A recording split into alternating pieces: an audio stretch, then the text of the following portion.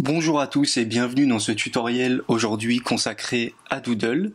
Alors Doodle, c'est un outil totalement gratuit disponible sur internet qui va nous permettre de créer des événements, des réunions par exemple pour un repas de famille, un anniversaire, un mariage, voilà, toutes sortes d'événements. L'intérêt de Doodle, c'est de gagner du temps quand on organise un événement à plusieurs, puisqu'on va être capable de trouver la date qui convient à la majorité, et puis ça nous évite aussi d'avoir à passer plein de coups de fil ou d'envoyer beaucoup de mails.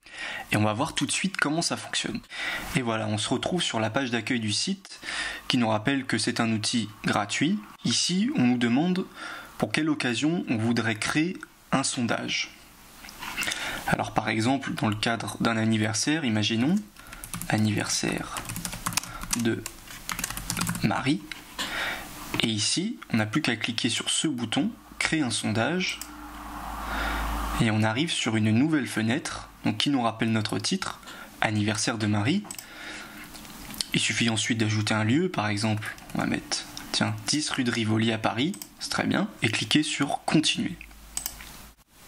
Alors c'est là que Doodle est très intéressant, c'est qu'il nous permet de créer plusieurs sondages pour savoir qui sera présent et disponible à telle date ou telle date. Dans notre exemple, imaginons que l'anniversaire de Marie soit le 24 février, eh bien on peut ajouter cette date, mais aussi celle du 25 février, et même aller à la semaine suivante, le 3 et 4 mars.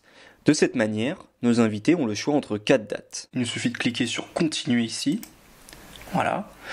Il vous suffit ensuite de renseigner votre nom, donc c'est le nom de la personne qui organise l'événement, donc en l'occurrence ici mon prénom Faisal, et votre adresse mail pour pouvoir gérer votre événement. Il suffit ensuite de cliquer ici sur terminer, voilà. Alors ensuite, pour partager votre sondage, vous avez deux solutions. Soit vous pouvez choisir de copier le lien ici en cliquant sur ce bouton, copier, voilà, et vous pourrez partager le sondage en l'envoyant par exemple par SMS, et les participants pourront ensuite, via un smartphone bien sûr, participer à votre événement. Sinon, vous pouvez aussi copier et coller le lien dans une discussion, par exemple sur Facebook, ou carrément créer un statut Facebook en mettant ce lien pour inviter vos amis à participer à l'anniversaire. Deuxième solution, vous pouvez cliquer sur l'onglet Email, et ici vous allez pouvoir renseigner les emails, les adresses mail de vos participants. Et il vous suffit ensuite de taper sur la touche espace pour rentrer l'adresse mail. Donc on va ajouter plusieurs participants. Espace. Et il vous suffit ensuite de cliquer sur envoyer pour envoyer l'invitation. Voilà, donc l'invitation est envoyée. Ici, vous avez votre nom, donc vous êtes le premier participant. Donc il vous suffit de mettre votre disponibilité. Imaginons que vous soyez disponible tous les jours, donc il vous suffit de cliquer dans les petites cases et on a un petit V qui s'affiche, comme ceci, et vous n'avez plus qu'à cliquer sur terminer. Voilà. Vous pouvez ensuite revenir au sondage en cliquant sur ce bouton, et vous verrez ici les participants qui vont venir s'inscrire sur un ou plusieurs horaires. Pour poursuivre notre exemple, on va se mettre à la place d'une des participantes qui va recevoir un mail de la part de l'organisateur. Voilà.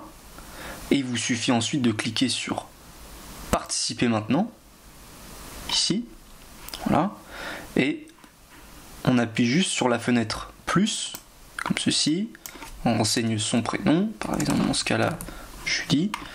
Et imaginons que Julie ne soit disponible que le 3 mars et le 4 mars.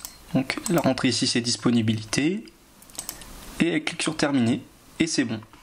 En tant qu'organisateur de l'événement, vous allez recevoir une mise à jour. Vous cliquez sur aller sur votre sondage.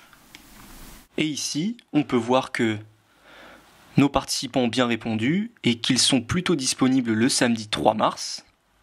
Donc pour clôturer le sondage, on va choisir une option finale ici. Puis on va bien cliquer sur la petite étoile qui correspond à la bonne colonne, donc ici le samedi 3 mars. Et pour terminer, on clique simplement sur le bouton pour que tout le monde voit que la date choisie est celle du 3 mars. Vous pouvez ajouter l'événement à votre calendrier Google ou Outlook en cliquant sur ce bouton. Merci à tous d'avoir regardé cette vidéo, j'espère vous voir prochainement pour un nouveau tutoriel.